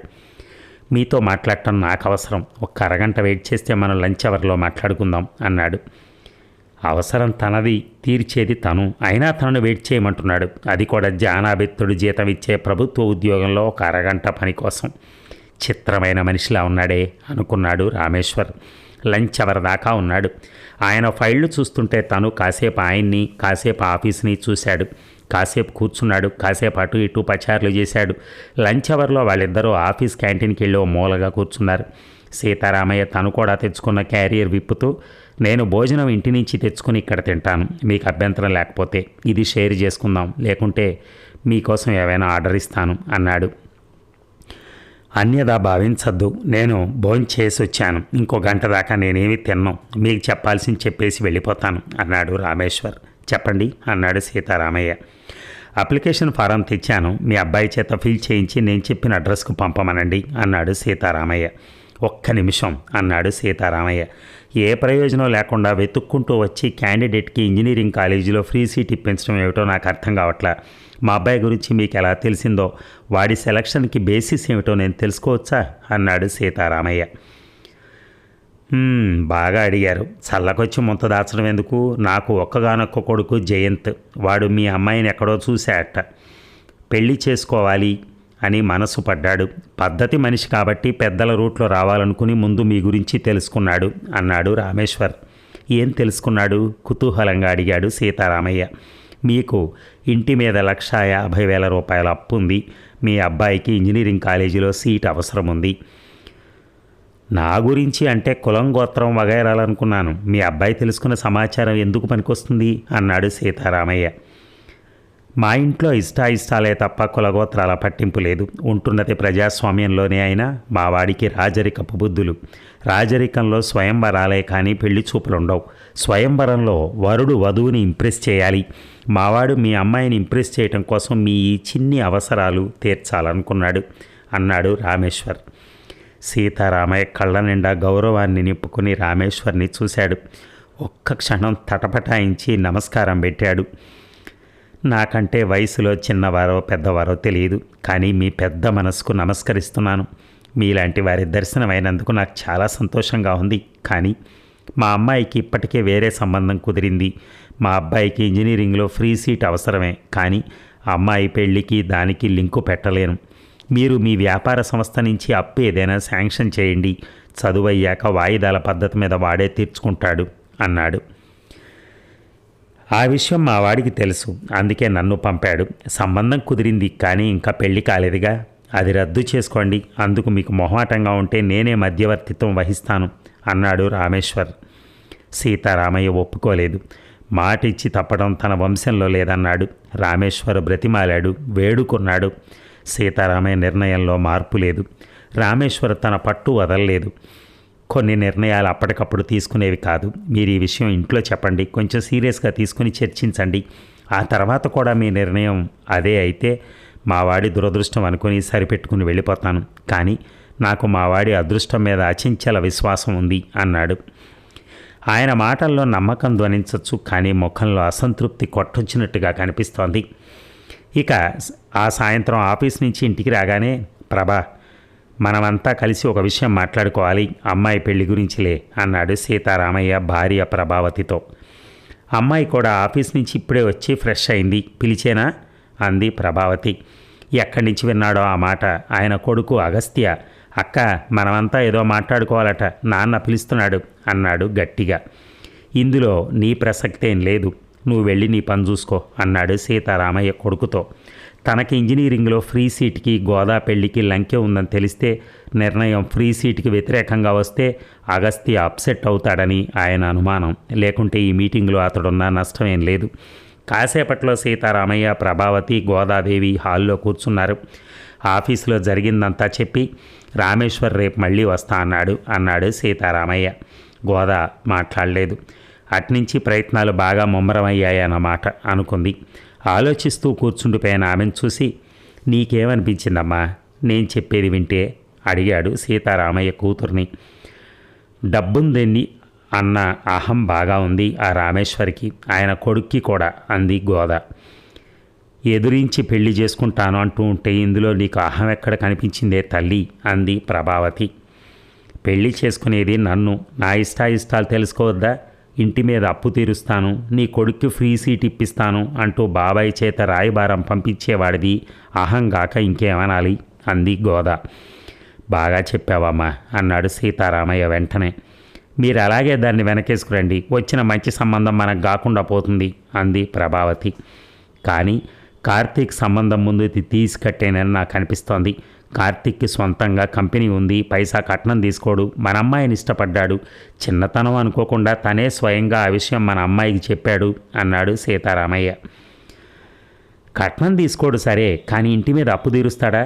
మన అగస్త్యకు ఇంజనీరింగ్ కాలేజీలో సీట్ ఇప్పిస్తాడా? అది అలా ఉంచండి. మరి ఆ జయంత్ తండ్రి తనే స్వయంగా వచ్చి పిల్లనిమ్మని అడిగాడు. అది సంస్కారం. కార్తీక్ విషయం తీసుకుంటే వాళ్ళ అమ్మకి పెళ్ళి ఇష్టం లేదు. 6-7 పెళ్లి చూపులు అయిందానివి, ఆముక్త మాల్యదవి నా కొడుకొద్దు పొమ్మంది. అది ఆ ఇంటి సంస్కారం. మీరే ఆలోచించండి అంది ప్రభావతి. ఆమె గొంతులో కొంచెం ఆవేశం ఉంది. సీతారామయ్య భార్య వంక చిరాగ్గా చూశాడు. నువ్వు ఒక విషయం ఆలోచించట్లేదు. కార్తీక్ని సిస్ట అనే అమ్మాయి ప్రేమిస్తోంది. ఆమెకు చాలా చాలా డబ్బుంది. వాళ్ళు కార్తీక్ని తమ వైపు లాక్కోవాలని తెగ ప్రయత్నిస్తున్నారు. కార్తీక్ వాళ్ళ మాట వింటలేదు. అందుకని ఈ పెళ్లి నుంచి మనమే డ్రాప్ అయ్యేలా చేద్దామనుకుంటున్నారు. ఆ ప్రయత్నాల్లో ఈ రామేశ్వర్ రాక కూడా ఒకటి కావచ్చన్న అనుమానం. ఈ రామేశ్వర్ని నమ్ముకుని కార్తీక్ సంబంధం వదులుకుంటే ఆ తర్వాత వీళ్ళు సీన్లోంచి తప్పుకోరని గ్యారంటీ ఏమిటి? అప్పుడు మనం రెంటికి చెడ్డ రేవడైపోతాం. ఆ విషయం నువ్వు ఆలోచించు అని చెప్పని అన్నాడు. మరి మీ భయం అదే అయితే ఆ జయంత్ వాళ్ళతో నేను మాట్లాడతాను. వాళ్ళు మనని మోసం చేయకుండా నేను చూడగలను. ఇప్పుడు చెప్తున్నాను, నాకెందుకో ఆ కార్తీక్ తల్లి నచ్చలేదు. పెద్దవాళ్ళు ఇష్టపడి కుదిర్చిన పెళ్ళిళ్ళలోనే అత్తా కోడళ్ళకు పట్టం లేదు. కానీ అత్త ఇష్టానికి వ్యతిరేకంగా ఈ పెళ్లి జరిగితే ఆ ఇంట్లో మన పిల్లకు సుఖం ఉండదు. దానికి అత్తగారితో గొడవలు వస్తే ఆ కార్తీక్ దానికి ఏదైనా ఒరిగిస్తాడనుకుంటున్నారేమో.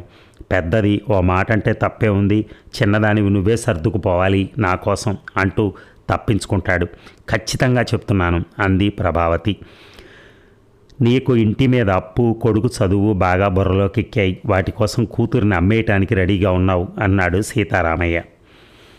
గోద ఆడపిల్ల కాబట్టి మీరు అలా ఆలోచిస్తున్నారు. మగపిల్లాడైతే ఇంట్లో వాళ్ళ సౌఖ్యం కోసం ఎన్ని త్యాగాలో చేస్తాడు. కట్నం కోసం కన్నో కాలో లేని దాన్ని కూడా చేసుకుంటాడు.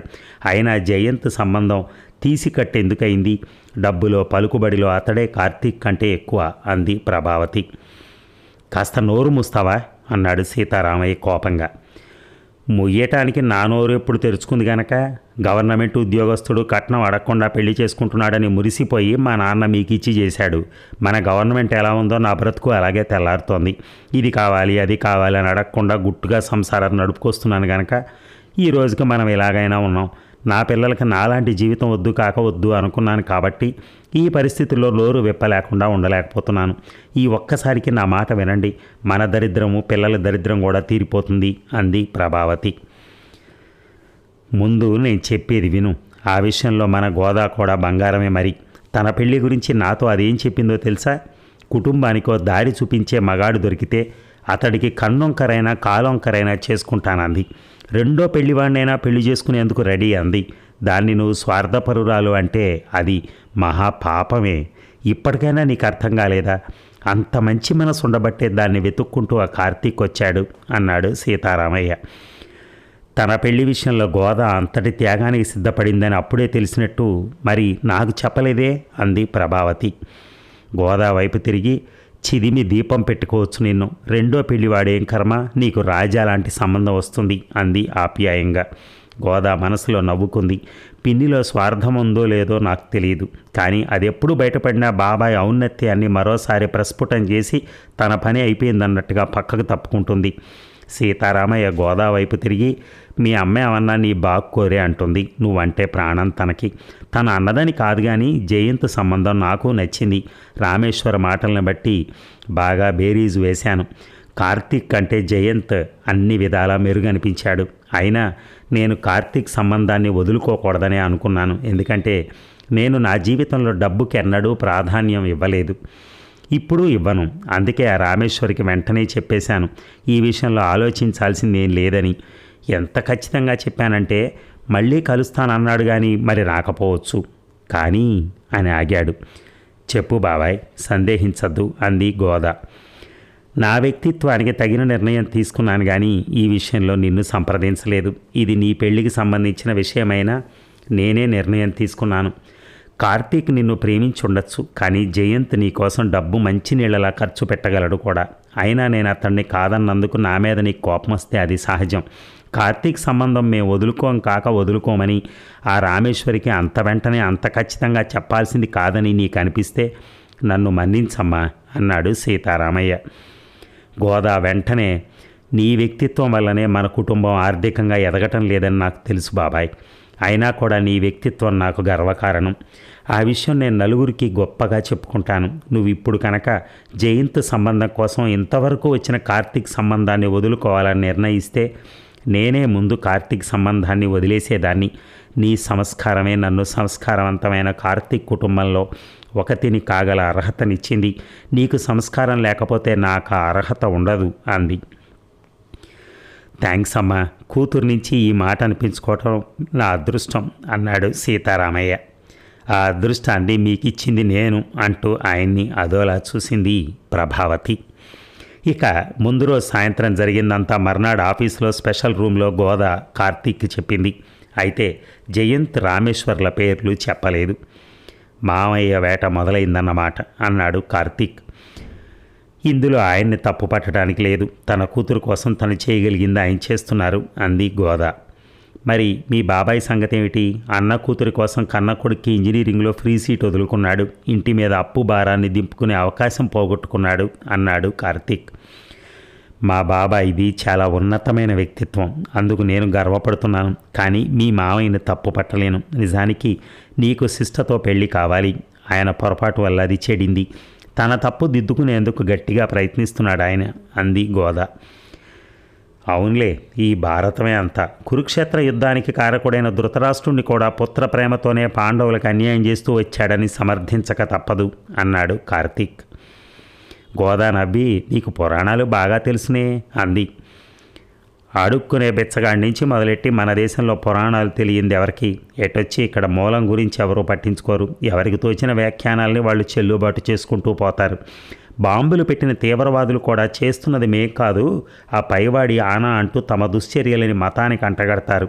కాబట్టి నువ్వెన్ని చెప్పు, నాకు మా మామయ్య చేసిన పని నచ్చలేదు. ఆయన తరపున నీకు నేను సారీ చెప్తున్నాను అన్నాడు కార్తీక్.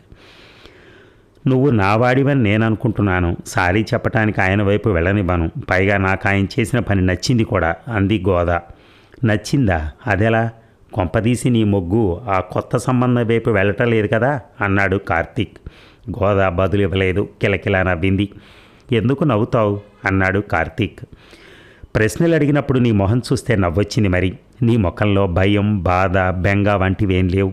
గోదా కొత్త సంబంధం వైపు మోజు చూపిస్తే బావుండు, హాయిగా నన్ను ప్రేమించిన సిస్టర్ను పెళ్లి చేసుకోవచ్చు కదా అన్న భావన కానీ నీలో ఉందేమో మరి అని మళ్ళీ నవ్వింది గోద. అలా ఎందుకు అనుకోవాలి? నీ మీద నమ్మకం అనుకోవచ్చుగా. అమ్మ చంపేస్తానని తిట్టిందనుకో, చంపేస్తుందని భయం వేస్తుందా? నన్ను కాదని నువ్వు ఏ కొత్త సంబంధం వైపు మొగ్గు చూపవని నాకు గట్టి నమ్మకం అన్నాడు కార్తీక్. అది నిజమే, ఆ విషయం నీకు కూడా తెలుసు. కానీ నాకు తెలుసు. ఇప్పుడు మరికొందరికి తెలిసేలా చేసినందుకు మీ మామయ్య చేసిన పని నాకు నచ్చింది అంది గోద. నిజమే, మామయ్య మన ప్రేమను పరీక్షించాడు. ఆ పరీక్షలో we came of with flying colours అన్నాడు కార్తీక్. అది మన విషయం. ఇక నా విషయానికి వస్తే కూడా ఈ కొత్త ఆఫర్ చాలా గొప్ప మేలు చేసింది అంది గోద. అదెలా? నేను లేని వారి పిల్లని, నువ్వు కలవారి అబ్బాయివి. నా కోసం నువ్వు కట్నం త్యాగం చేశావు, లాంఛనాలు త్యాగం చేశావు. ఇంతవరకు నా విషయంలో నీదే పై చేయి. అంతా నీది ఔదార్యం అంటారు, అనుగ్రహం అంటారు, నాది అదృష్టం అంటారు. నాకొచ్చిన కొత్త సంబంధంతో అవన్నీ మారిపోయాయి. నీకోసం నేను మా ఇంటి మీద అప్పు తీరే అవకాశం వదులుకున్నాను. తమ్ముడికి ఇంజనీరింగ్ కాలేజీలో ఫ్రీ సీట్ వదులుకున్నాను. కొత్త వరుడి ఆస్తిలో భాగస్వామ్యాన్ని వదులుకున్నాను. ఈ కొత్త పాత్ర నిజంగా మీ మామయ్య గనక ప్రవేశపెట్టుంటే థ్యాంక్స్ టు హిమ్ అంది గోద. కార్తీక్ ఆమెనే పరిశీలనగా చూస్తూ, నీలో ఈ కాంప్లెక్స్ ఉందని నాకు తెలియదు. Anyhow I'm happy. ఈ కొత్త పాత్ర ధర్మవాణి నీ కాంప్లెక్స్ పోయింది అన్నాడు. నా కాంప్లెక్స్ పోవటమా? అది జన్మకు సాధ్యం కాదు. పేదరాలిగా ఉన్న నాకు ఆసరా ఇచ్చి ఆదుకొని స్నేహాస్తాన్ని అందించి ప్రేమ పెళ్ళి గురించి ఆలోచించేలా చేసింది నువ్వు. నేనెంత గొప్ప పని చేసినా నీ తర్వాతే. నీది చర్య అయితే నాది ప్రతిచర్య మాత్రమే అంది గోద. కార్తీక్ మనసు ఆర్ద్రమైంది. దేవుడా, మా ఈ ప్రేమకు మరి విఘ్నాలు కలగకుండా చూడు అన్నాడు అప్రయత్నంగా.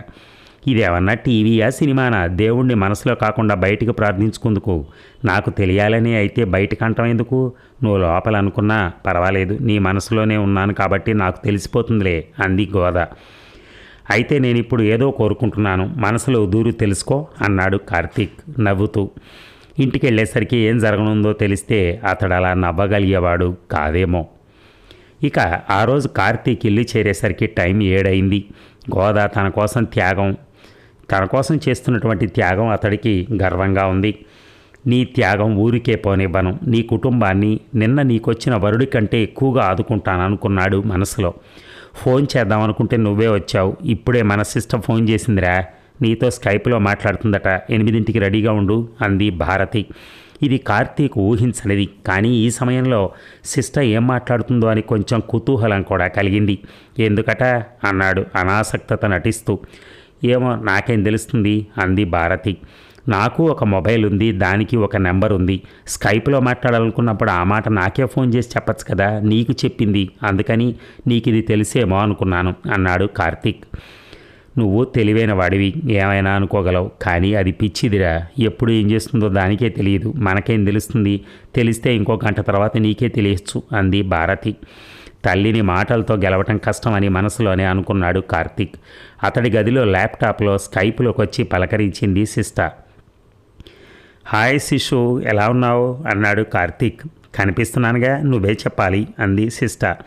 అందాన్నే తప్ప ఆడతనాన్ని స్ఫురింపనివ్వని లేత గులాబీ నైటీలో దేవకన్యలా ఉంది సిస్టర్. చెవులకు లోలకులున్న ఆమె ముఖంలో చిరునవ్వు ముందు అవన్నీ వెలవెలబోతున్నాయి. భార్య పక్కనున్నప్పుడు కూడా ఐశ్వర్యరాయ్ ఫోటోను కన్నార్పకుండా చూసే వివాహితుళ్ళ ఆమెను అప్రతిభుడై చూశాడు కార్తీక్. ఏం బావా మాట్లాడావు అంది సిస్టర్. ఎలాగున్నావో చెప్పమన్నావుగా, మాటలు రావట్లేదు అన్నాడు కార్తీక్. ఓహో, గోదా నీకు కవిత్వం నేర్పినట్టుందే నవ్వింది సిస్టర్. ఇది నువ్వు చిన్నప్పటి నుంచి నేర్పిన కవిత్వం. సిస్టర్ ముఖంలో ఆనందం. కవిత్వం అని నీ కబుర్లు చెప్పు బావా అంది. ముందు నీ కబుర్లు చెప్పు, కాలేజీ జీవితం ఎలా ఉంది, ఫ్యూచర్ ప్లాన్స్ ఏమిటి అన్నాడు కార్తీక్. నా ఫ్యూచర్ ప్లాన్ పెళ్ళి అంది సిస్టర్. అప్పుడే పెళ్ళా? కెరీర్ ప్లాన్ చేసుకోవా? యువతకి పెళ్ళే కెరీర్ అని ఒక ఆయన అన్నాడు, అది నాకు చాలా నచ్చింది, ఫాలో అయిపోతున్నాను. మరి ఇంకే కెరీరు ట్రై చేయవా?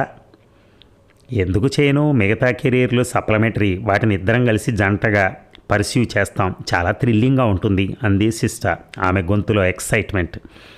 బాగుంది, మరి పెళ్ళెవరితో? నేను ప్రేమించిన వాడితో. అమ్మో, మా చిట్టి శిశు అప్పుడే ప్రేమలో కూడా పడిందా అన్నాడు కార్తీక్ ముచ్చటగా. ఎవరా అదృష్టవంతుడు? థ్యాంక్ యూ బావా, నేను ప్రేమించిన వాడిని అదృష్టవంతుడు అన్నందుకు అంది సిస్టర్. ఎవరితోనో చెప్పకుండా దాటేస్తున్నావు. తెలియకే అడుగుతున్నావా అంది సిస్టర్. గతుక్కుమన్నాడు కార్తీక్. అలా మాట్లాడానేమిటి అనుకున్నాడు. అసలు ప్రేమ ప్రసక్తి తీసుకురావటమే తప్పైందనుకున్నాడు. కొత్తగా ఏమన్నా సినిమాలు ఏమైనా చూసావా? మాట మార్చాడు. ఈ మధ్యన సినిమాలు ఏం చూడలేదు, టైం దొరకట్లేదు బావా అంది సిస్టర్. అంతా చదువే నవ్వాడు కార్తీక్. లేదు బావా, భక్తి అంది సిస్టర్.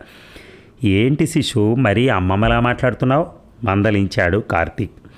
ఏమో, భక్తి నాకు మనోబలాన్ని ఇస్తోంది, ఆత్మవిశ్వాసాన్ని ఇస్తోంది. నా మనసులో కోరిక తప్పు కాకపోతే తప్పక నెరవేరుతుంది అన్న నమ్మకాన్ని ఇస్తోంది అంది సిస్టర్.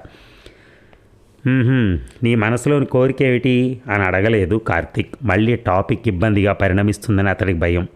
భక్తి పేరు చెప్పి రోజు గుడికి వెళ్ళు, దేవుడి కోసం కంటే ఎక్కువగా నీ కోసం భక్తులు వస్తారు, దేవుడికి ఫాలోయింగ్ పెరుగుతుంది అన్నాడు. ఈ ఎవరి సంగతో ఎందుకు, నా కోసం నువ్వు గుడికి వస్తావా అడిగింది సిస్టర్. నాకు పెళ్ళే కెరీర్ కాదుగా, నా కెరీర్తో చాలా బిజీగా ఉన్నాను, లేకపోతే వచ్చేవాడిని. గుడికి రావద్దులే, కానీ నా కోసం నువ్వు ఒక పని చేయాలి బావా అంది సిస్టర్. చెప్పు. చేస్తానంటేనే చెప్తాను. నేను చేయగలిగిందైతే తప్పకుండా చేస్తాను. నా మనసులో కోరిక తీర్చమని నువ్వు రోజు రాత్రి పడుకోబోయే ముందు దేవుడికి దండం పెట్టుకోవాలి అంది సిస్టర్. ఇది ఊహించలేదు కార్తీక్. అదేం కోరిక అన్నాడు. నేనంటే ఇష్టపడేవాళ్ళు నా కోసం అలా దేవుడికి దండం పెట్టుకుంటే నా దండం కంటే ఎక్కువగా ఫలిస్తుందట. అయ్యా, ఇది మూఢనమ్మకం అన్నాడు కార్తీక్. చేయగలిగిందైతే చేస్తానన్నావు, ఇది చేయగలిగింది అని నా ఉద్దేశం అంది సిస్టర్. కానీ నాకు దేవుడి మీద నమ్మకం లేదే. నమ్మకం నాది, దండం నీది, సరేనా? ఆమె మనసులో కోరిక ఏమిటో కార్తీక్ తెలుసు. ఆ కోరిక తీరదని కూడా తెలుసు. తీరకపోవటానికి కారణం తనేనని కూడా తెలుసు. అయినా ఆమె కోరిక తీర్చమని రోజు దేవుడికి దండం పెట్టుకుంటానని సిస్టర్కు మాట ఇచ్చాడు. థ్యాంక్ యూ బావా, ఈ మాట తప్పకు, దేవుడి మహిమ తెలుసుకుంటావు అంది సిస్టర్. ఇది చెప్పడానికైనా స్కైప్లోకి వచ్చావు? నా రిక్వెస్ట్ ఇంకొకటి ఉంది అంది సిస్టర్. ఏమిటది అన్నాడు కార్తీక్ భయంగా. రేపొకసారి గోదాతో స్కైప్లో మాట్లాడే ఏర్పాటు చేయాలి అంది సిస్టర్. ఎందుకు కంగారుగా అడిగాడు కార్తీక్. ఎందుకో చెప్తే కానీ ఏర్పాటు చేయవా? అంటే తనకిష్టం ఉంటుందో లేదో అని నసిగాడు కార్తీక్. నీకిష్టమైన మనిషిని ఆ మాత్రం ఒప్పించలేవా? అయ్యో, ఇది 21వ శతాబ్దం. మనుషుల్లో ఇండివిడ్యువాలిటీ ఎక్కువైపోయింది. యు ఆర్ రాంగ్ బావా. ఈ క్షణంలో నువ్వు ఒక మాట చెప్పు, నా ఇష్టాయిష్టాలతో నిమిత్తం లేకుండా పాటిస్తాను అంది సిస్టర్. సిస్టర్కి గోదాకి ఉన్న తేడా ఏమిటో సిస్టర్ చెప్తోంది. రేపు గోదాతో సిస్టర్కు స్కైప్ మీటింగ్ ఏర్పాటు చేస్తే గోదా సిస్టర్ ముందు చిన్నబోదు. సరే అన్నాడు. కంగారు పడకు బావా, నువ్వేం కష్టపడక్కర్లా. నువ్వు అడగగానే గోదా ఒప్పుకుంటుంది, అందుకు నాది హామీ. అసలు తనతో ఏం మాట్లాడతావు నువ్వు? మా ఆడవాళ్ళ మాటలు నీకెందుకు? తను నొచ్చుకుంటుందేమో అని. నొచ్చుకోదు, సంతోషిస్తుంది, అందుకు కూడా నాది హామీ అంది సిస్టర్. మర్నాడు ఉదయం ఆఫీస్లో కార్తీక్ గోదాకి చెప్పాడు. సిస్టర్ ఆమెతో స్కైప్లో మాట్లాడతానంది అని. ముందు గోదా ఆశ్చర్యపడింది, తర్వాత ఏం మాట్లాడుతుందో అని భయపడింది. నెమ్మదిగా ధైర్యం తెచ్చుకుని, ఈ మాట నిన్ననే చెప్పాల్సింది, ప్రిపేర్ అయి ఉండేదాన్ని అంది. ప్రిపేర్ అవుతామనే ముందుగా చెప్పలేదు. సిస్టర్తో మాట్లాడటానికి ఏ ప్రిపరేషన్ లేకపోవటమే మంచిది. ఎక్కడ మాట్లాడాలి? ఆఫీస్లో స్పెషల్ రూమ్లోనా? ఎక్కడ అని అడిగిందంటే మాట్లాడటానికి ఒప్పుకున్నట్టేగా. కార్తీక్ మనసు కాస్త తేలిక పడింది. కాదు, మా ఇంట్లో, నా గదిలో. ఏమిటి, మీ ఇంటికి వెళ్ళాలా? నీరసంగా అంది గోదా. తొందరలో అది మన ఇల్లు కాబోతోంది. నా గది మన గది కాబోతోంది. మరి మన ఇంటికి వెళ్ళి మన గదిలో మాట్లాడవా తనతో? గోదాకు అర్థమైంది. తనను అక్కడికి పంపడం ద్వారా అతడి మనసులో తనకున్న స్థానం ఏమిటో సింబాలిక్గా తెలియపరుస్తున్నాడు కార్తీక్ సిస్టర్కి. ఆమె మనసులో కొంచెం సంతోషం. అంతలోనే తనకంత అదృష్టమా అని అనుమానం. ఎప్పుడు మాట్లాడాలి? ఈరోజు మధ్యాహ్నం 2ంటికి నువ్వు మన గదిలో ఉండాలి. మన గది అన్న మాట మధురంగా తోచి మనసు పులకరించింది గోదాకి. కానీ ఎక్కడో ఏదో అనుమానం. అప్పుడే మన గది అనేకు అంది. నా గది, మన గది. అభ్యంతరం అయితే నువ్వు కార్తీక్ గది అనుకుంటూ వెళ్ళు అన్నాడు కార్తీక్. సరే కానీ మీ అమ్మగారు నన్ను అనుమానంగా అడిగింది ఆమె. అమ్మ ఇంట్లో లేదు, సాయంత్రం 6కు వస్తుంది. నీకు నేను మనింటి తాళాలు ఇస్తాను అన్నాడు కార్తీక్. మనిల్లు, మన గది, మనింటి తాళాలు. గోదా మనసులో కొత్త జీవితానికి నాంది వాక్యాలు వినపడుతున్నాయి. ఇలాగైతే రోజూ మాట్లాడగలను సిస్టర్తో అనుకుందామే. ఆ రోజు మధ్యాహ్నం 2:15 గంటలకి కార్తీక్ గోదాని తన ఇంటి దగ్గర డ్రాప్ చేశాడు. ఆమె చేతికి ఇంటి తాళాలు అందించి, మళ్ళీ నువ్వు ఫోన్ చేయగానే వచ్చి పిక్ చేసుకుంటానన్నాడు. గోదా చకచకా ముందుకెళ్ళింది. 2 కాకుండానే ఆమె కార్తీక్ ఇంట్లో కార్తీక్ గదిలో ల్యాప్టాప్ ముందుంది. 2 కల్లా స్కైప్ కాల్ వచ్చింది. ఆన్సర్ చేయగానే బుల్లి తెర మీద సిస్టర్ ప్రత్యక్షమైంది. ఆమెను చూడగానే గోదా అప్రతిపురాలైంది. అందానికి అందం నేనే, అది ఆమె రూపం. ఈ ప్రపంచానికి శాంతి సందేశం, అది ఆమె చిరునవ్వు. ఈ అమ్మాయికి ఏమైంది? పిచ్చిదన్న పేరు తెచ్చుకుంది అనుకుంది. ఈమె పిచ్చిదా, నమ్మగలనా నేను అని కూడా అనుకుందామే. నా పేరు సిస్టర్, నువ్వు గోదావి కదూ, చాలా అందంగా, చాలా బాగున్నావు అందామే. థ్యాంక్ యూ అంది గోదా అప్రయత్నంగా. తను కూడా సిస్టర్ అందాన్ని మెచ్చుకోవాలని ఆమెకు స్ఫురించలేదు. You are welcome. నేను కూడా నీ చేత థ్యాంక్స్ చెప్పించుకోవాలని ఈ స్కైప్ ఏర్పాటు చేశాను, కానీ వేరే విషయంలో అంది సిస్టర్. ఎప్పటి నుంచో ఎరుగున్న దానిలా చనువుగా మాట్లాడుతోంది సిస్టర్. ఆ చనువు గోదాకు బాగా అనిపించింది. నీకు థ్యాంక్స్ చెప్తే బాగా అనిపించింది. I'm waiting for the second occasion. అసలు మనం స్కైప్లో కాకుండా ప్రత్యక్షంగా కలుసుకుంటే ఇంకా బాగుండేదనిపిస్తోంది అంది తను చనువుగా. ముందు నిన్ను నేను స్వయంగా కలుసుకుని మాట్లాడదామనుకున్నాను, కానీ అంతలోనే నిజం స్ఫురించింది. మన మధ్య శత్రుత్వం ఉందనుకోను. అయినా ఇప్పుడు ఒక విషయంలో మనిద్దరం ప్రత్యర్థులంటే ఎలా ఉండాలి?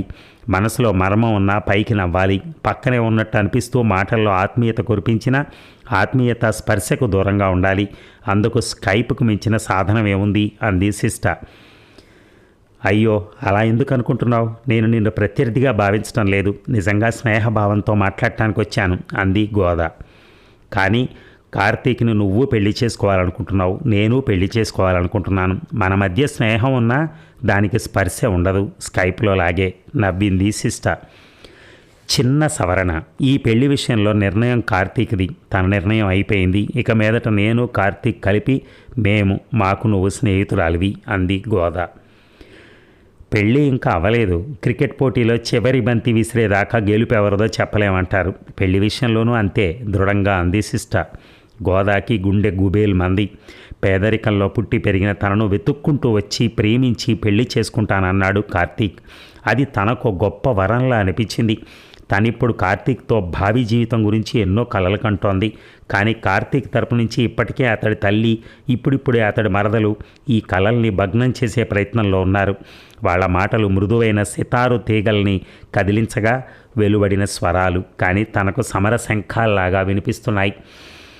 నిజానికి కార్తీక్ ఇప్పుడు పూర్తిగా తనవాడు. అయినా సిస్టలో కలవరం లేదు. ఈ అమ్మాయికి ఏమైంది? ఏమిటి ఈమె ధైర్యం? నేను థ్యాంక్స్ చెప్పే మాట ఏదో చెప్తానన్నావు అంది గోద. మాటలో ఉత్సాహం లేదు. అవును, ఒక ప్రమాదం గురించి నిన్ను ముందుగా హెచ్చరించాలి. ప్రమాదమా? భయపడింది గోద. ఏమిటా ప్రమాదం? ఎవరి నుంచి, దేని గురించి? భారతి తనను బ్రతిమాలింది. అది సామం. సిస్టర్ తండ్రి జయంత్ పేరట ఆశ పెట్టి చూశాడు. అది దానం. ఇక భేద దండోపాయాలున్నాయి. ఇప్పుడు బెదిరిస్తారా? ఏమని? నన్ను చంపేస్తామనా? నా కుటుంబాన్ని నాశనం చేస్తామనా? కానీ ఇంతవరకు వచ్చాక తను ఈ బెదిరింపులకు లొంగుతుందా? తనను బెదిరించిన విషయం కార్తీక్ చెప్తే తన విషయంలో అతని నిర్ణయం మరింత బలపడుతుంది. అది తనకే మంచిది. నీ ప్రేమ గొప్పది. జయంత్ ద్వారా ప్రలోభ పెట్టాలని చూస్తే అమ్మో నువ్వు పడలేదు. అయితే వెతుక్కుంటూ నీకొచ్చిన ఆఫర్లో మోసం లేదు. అది నీకెప్పుడూ ఉంటుంది అంది సిస్టర్. అంటే జయంత్ విషయంలో నేరం తనదేనని ఒప్పుకుంటుందన్నమాట. ఈ విషయం కార్తీక్కి చెప్తే? థ్యాంక్స్. ఈ విషయం కార్తీక్కి చెప్పాలి. ఆట అప్పుడే అయిపోతుంది. చివరి బంతి మాట అటుంచి చివరి ఓవర్ దాకా వెళ్ళదు అంది గోదా ఉత్సాహంగా. జయంత్ ఆఫర్లో మోసం లేదన్నమాట ఆమె పట్టించుకోలేదు. ఇది నువ్వు నీకుగా చెప్పిన థ్యాంక్స్. నేను నీ చేత థ్యాంక్స్ చెప్పించాలనుకుంటున్న కబురు వేరే ఉంది అంది సిస్టర్. గోదాలో కొంత అసహనం. ప్లీజ్, ఇలా అంటున్నానని ఏమనుకోకు. నువ్వు చెప్పాలనుకుంటున్నది ఏదో త్వరగా చెప్పు అంది. నిన్ను విసిగిస్తుంటే సారీ. వెంటనే విషయానికి వస్తున్నాను. చెప్పేది విని షాక్ తినకు. నిదానంగా వంట పట్టించుకుని కర్తవ్యం ఆలోచించు ఆగింది సిస్టర్. ఆమె అలా అనటమే షాక్ ఇచ్చినట్టయింది గోదాకి. ఏం చెప్తుంది?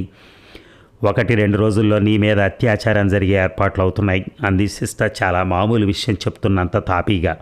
గోదాకు నోట మాట రాలేదు. సిస్టర్ అన్న మాటలు ఆకళింపు కాగానే ఆపాదమస్తకం వణికిపోయింది ఆమె. ఇంతకు తెగించావా అంది తేరుకున్నాక. తెగించింది నేను కాదు, నా వాళ్ళు అంది సిస్టర్. ఆమె గొంతులో తప్పు జరుగుతుందన్న భావన లేదు. ఈ మాట కూడా కార్తీక్ చెప్పాలనుకుంది గోదా. అలాంటి వాళ్లను నా వాళ్ళు అని చెప్పుకుందుకు సిగ్గుగా లేదా? నా వాళ్ళు అలాంటి ఘాతుకాన్ని తలపెట్టిన విషయం తెలిసినప్పుడు నీ స్థానంలో నేనుంటే కనుక ఏమనుకుంటానో తెలుసా? కార్తీక్ను పొందే అర్హత పోగొట్టుకున్నానని అంది. ఆహా, నేను కోరుకుంటుంది కూడా అదే. ఆ మాట మీద నిలబడతామని మాటివ్వు. ఆ వెంటనే నీకు ఒక ముఖ్య సమాచారం అందిస్తాను అంది సిస్టర్. మాట నువ్వు అడగటం ఏమిటి? నేనే కదా అడగకుండానే ఇచ్చాను. ఏం చెప్తావో ఇప్పుడు చెప్పు. నీ మీద జరిగే అత్యాచారంలో హింస ఉండదు. నీ బంధువర్గంలోనే, మిత్ర బృందంలోనే నీకు అత్యంత సన్నిహితుడైన ఒక వ్యక్తి, తిరుగులేని విధంగా నీ నమ్మకాన్ని సంపాదించిన వ్యక్తి ఎంతో సులభంగా నీతో ఏకాంతాన్ని సంపాదిస్తాడు. నీకు అనుమానం రాకుండా నీ చేత మత్తుమందు కలిపిన పానీయం తాగిస్తాడు. స్పృహ ఉండగానే నీతో సరసాలు మొదలెడతాడు. మత్తుమందు ప్రభావంతో నీలో ప్రతిఘటించే శక్తి క్రమంగా సన్నగిల్లిపోతుంది. స్పృహ తప్పిన నిన్ను తన వశం చేసుకుంటాడు. స్పృహొచ్చాక జరిగిన అన్యాయం గ్రహిస్తావు. ఆ తర్వాత నువ్వు కార్తీక్ని పెళ్లి చేసుకోగలవా? నీలోని నిజాయితీ జరిగింది దాచనిస్తుందా? అలా నాకు లైన్ క్లియర్ అవుతుందని నా వాళ్ళ ఆశ. నీ వాళ్ళంటే నాకు అసహ్యం వేస్తోంది అంది. నా వాళ్ళని తీరిగ్గా అసహ్యించుకుంది అని ముందు ఈ సమస్య నుంచి బయటపడటం ఎలాగో ఆలోచించు అంది సిస్టర్. ఆలోచించక్కర్లేదు, నాకు ఇలాంటి సమస్య రానే రాదు, వచ్చినా బయటపడగలను అంది గోద. అయ్యో, ఆ ఓవర్ కాన్ఫిడెన్సే ఒక్కోసారి ప్రాణం మీదకి తెస్తుంది. కొంతకాలం పాటు దగ్గర పరిచయస్తులు ఎవరిని, వాళ్ళు ఆత్మీయులైనా సరే ఏకాంతంలోకి రానివ్వకు. వచ్చినా వాళ్ళు ఇచ్చే కూల్ డ్రింక్స్ వగైరాలు తాగకు. ఈరోజు ఇలాంటి చిట్కాలు బడికెళ్లే పసిపిల్లలకు కూడా తెలుసు అంది గోద నిరసనగా.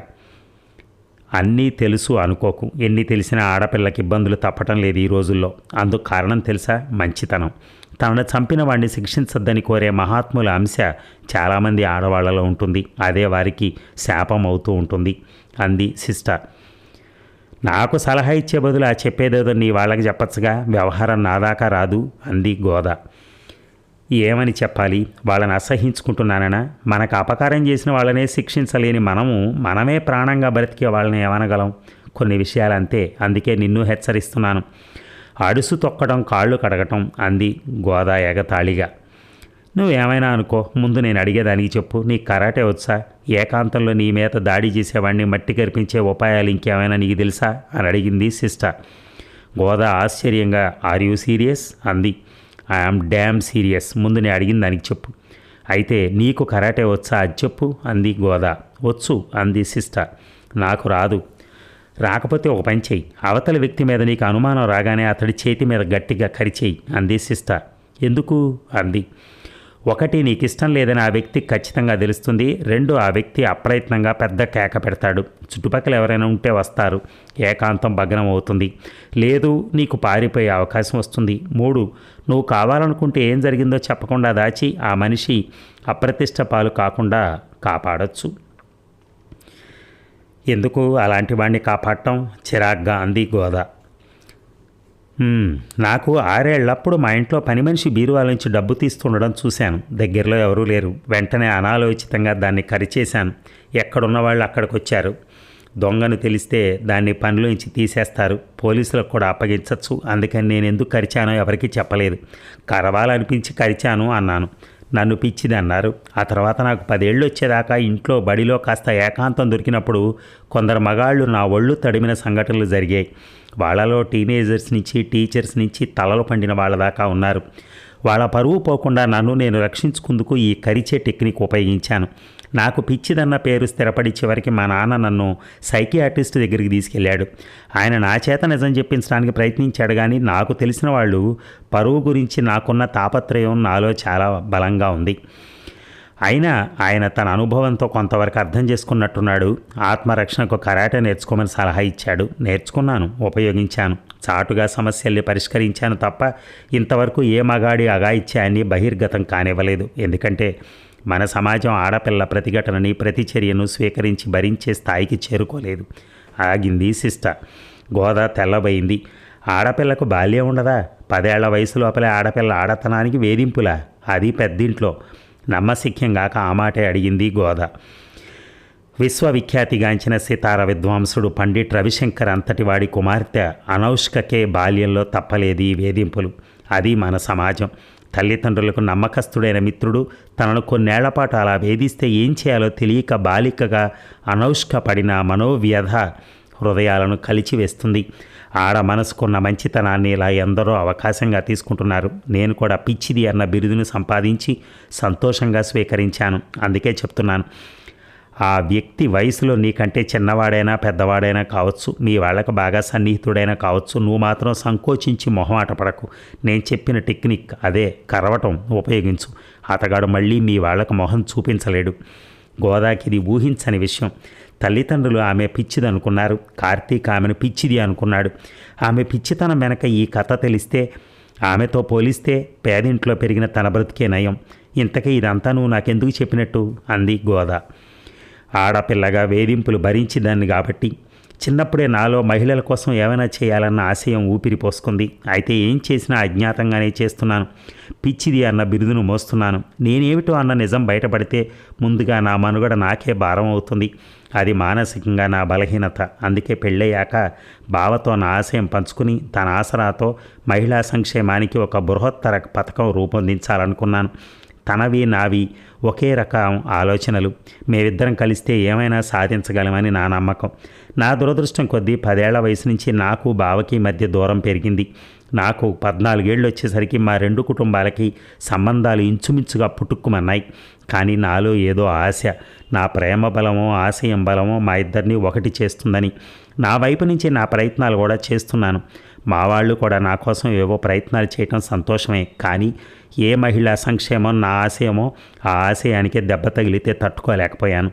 అందుకే నీకు సమస్య చెప్పి పరిష్కార మార్గం కూడా చెప్పాను. నువ్వు చాలా అప్రమత్తంగా ఉండాలి. నీపై దాడి ఎప్పుడు ఎలా జరుగుతుందో నీ ఊహకు కూడా అందకపోవచ్చు. ఎందుకంటే అనౌష్క తండ్రి స్నేహితుడు లాంటి వాడెవడో మీ వాళ్ళకి ఉండే ఉంటాడు. అలాంటి వాడిని డబ్బుతో కొనేశారు మా వాళ్ళు, అంది సిస్టర్.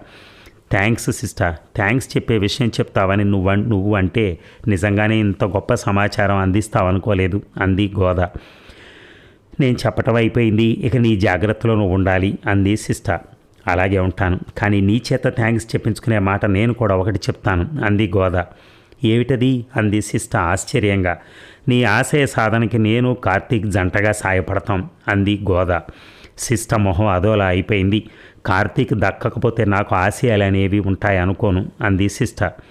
థ్యాంక్స్ చెప్పకుండా బాయ్ చెప్పకుండా స్కైప్లోంచి తప్పుకుంది. అప్పుడు గోద ఆ విషయాన్ని అంతగా పట్టించుకోలేదు. సిస్టర్తో పోల్చుకుని మనసులో తన అదృష్టాన్ని అభినందించుకుంటోంది. సిస్టర్కి తన ఇంట్లోనే రక్షణ లభించలేదు, కానీ తన ఇంట్లో ఎంతటి క్రమశిక్షణ, ఎప్పుడూ ఎవరూ తనని ఆడది అన్న భావనతో కన్నెత్తి చూడలేకపోయారు. ఆడపిల్లగా పెరిగిన ఆడతనానికి ఎదురయ్యే సమస్యలు ఎప్పుడూ తలెత్తలేదు. తమ ఇంటికి ఎందరో బంధుమిత్రులు వచ్చి వెళ్ళారు. ఎవరికి తన జోలికి వచ్చే అవకాశం రాలేదు. అందుకే తనకి ఇంట్లో అలాంటి వేధింపులకు సంబంధించిన ఆలోచనే రాలేదు. కానీ ఇప్పుడు తమ ఇంటికి తరచుగా రాకపోకలు సాగించే వారి గురించి ఆలోచించాల్సిన సమయం వచ్చింది. ఎవరై ఉంటారు? 1-2 రోజుల్లో తనపై దాడి చేయాలనుకుంటున్న ఆ వ్యక్తిని ఉన్నపళంగా గుర్తించడం ఎలా? మొత్తం విషయం అంతా కార్తీక్కి చెప్పి ఏదో ఉపాయం వెతకాలనుకుంది గోద. ఇక గోద ఫోన్ కాల్ అందుకుని 4 ఇంటికి వెళ్ళి ఆమెను పిక్ చేసుకున్నాడు కార్తీక్. కారులో మొదలెట్టి ఆఫీసులో స్పెషల్ రూమ్లో పూర్తి చేసింది గోద. స్కైప్లో తెలుసుకున్న విశేషాలని గోదా చెప్పింది విని తెల్లబోయాడు కార్తీక్. పిచ్చిది అనేవాడిని, ఆ పిచ్చిదాని వెనక ఇంత పెద్ద కథ ఉందా అనుకున్నాడు. ఒక్కసారి అతడు మనసు సిస్టర్ పట్ల జాలితో నిండిపోయింది.